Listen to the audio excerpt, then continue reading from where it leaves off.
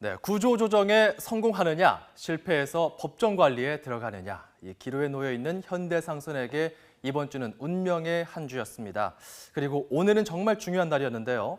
일단 구조조정의 첫 단추인 선박 사용료 인하 협상에서 상당한 진전을 이룬 것으로 알려졌습니다. 해외 선박업체들과 20% 초반대의 용선료, 배를 사용하는 요금 인하율에 합의한 겁니다.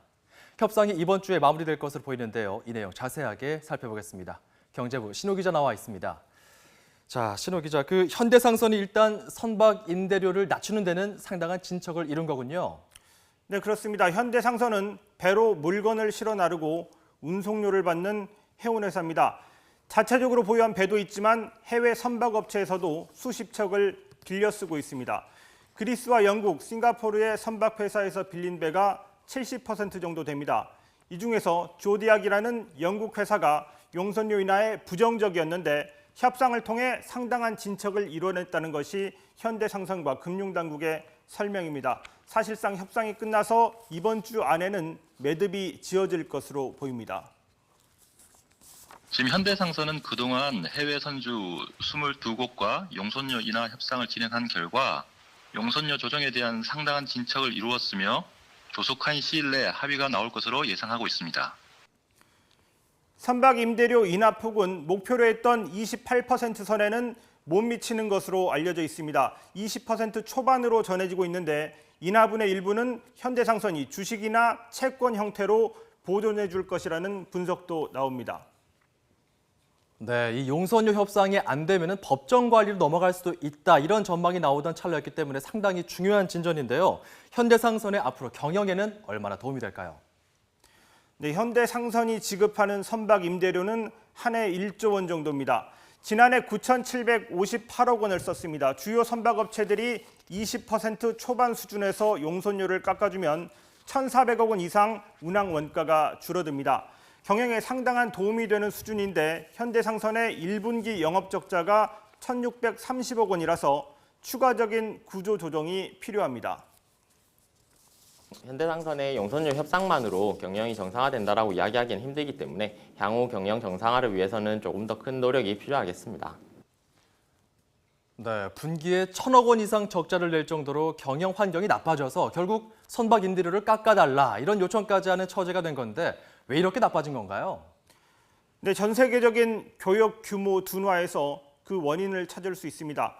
해운업이 호황이던 2008년에 컨테이너 하나를 네덜란드 로테르담에서 중국 상하이까지 운반해주면 2,800달러를 받았습니다. 하지만 지금은 고작 600달러만 받을 수 있습니다. 이것도 올 초에는 200~300달러 받다가 값이 오른 겁니다. 교역량이 뚝 떨어지다 보니까 컨테이너 하나를 실어 나를 때 받는 운임도 5분의 1로 떨어졌고 결국 영업할수록 적자만 나는 그런 구조입니다. 우리나라만 봐도 16개월 연속 수출 감소 행진을 계속하고 있습니다. 역대 최장기 기록입니다. 전 세계 주요국들이 거의 비슷합니다. 수출 6위 이내 국가가 모두 적게는 2.8%에서 많게는 15% 이상 지난해 수출이 감소했습니다. 전 세계적으로 교역이 얼어붙었다는 뜻인데 이럴 때 가장 큰 타격을 받는 업체가 바로 현대상선이나 한진해운 같은 해운사들이고 결국 선박 사용료를 깎아달라고 요청하는 그런 처지가 됐습니다. 자, 그렇군요. 이런 상황에서 어쨌든 국면 전환용 카드는 주게 됐습니다. 그렇다면 앞으로 이 중요한 일정들 하나하나 좀 따져봐야 될 것 같은데요. 네, 현대상선의 이번 주는 운명의 한 주라고 해도 과언이 아닙니다. 용선료 협상에 이어서 내일과 모레 이틀간 사채권자 집회가 예정돼 있습니다. 현대상선의 회사채가 8,043억 원이 나가 있는데 출자 전환과 만기 연장 등을 논의하는 자리입니다. 현대상선은 사채의 50%를 출자 전환해주고 나머지는 만기를 5년 연장해줄 것을 요청할 것으로 보입니다. 일부 반발도 있겠지만 일단 용선료 인하 협상에서 진척이 있었기 때문에 사채권자들도 출자 전환 등에 동의할 가능성이 커졌습니다. 그런데 말이죠, 이 채무 재조정에 성공을 해도 이번 주 후반에 해운동맹 가입 여부에 굉장히 중요한 일정이 예정돼 있지 않습니까? 네, 그렇습니다. 이번 주 목요일 서울에서 해운동맹 G6 회원사들의 정례 회의가 있습니다. 현대상선도 바로 이 G6 회원입니다. 이달 중순에 디 얼라이언스라는 새로운 해운 동맹이 출범했는데 이걸 주도적으로 만든 해운사들이 바로 G6 해운사들입니다.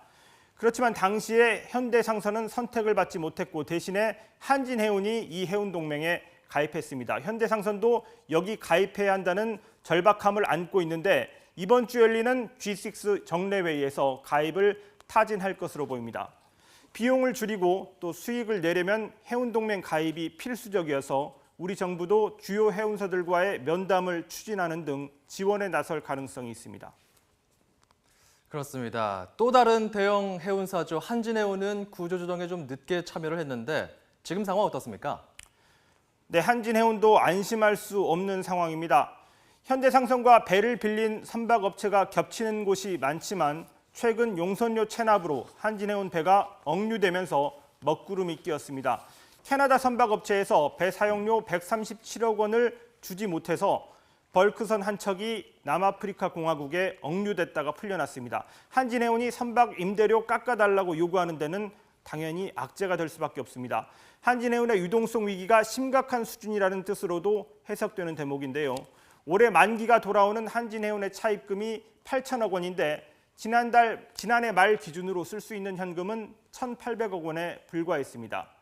자산이나 지분 매각 등을 통해서 한진해운이 유동성 확보에 나섰는데 한진그룹 차원의 지원 없이는 현금 확보가 쉽지 않을 것이라는 전망도 나오고 있습니다.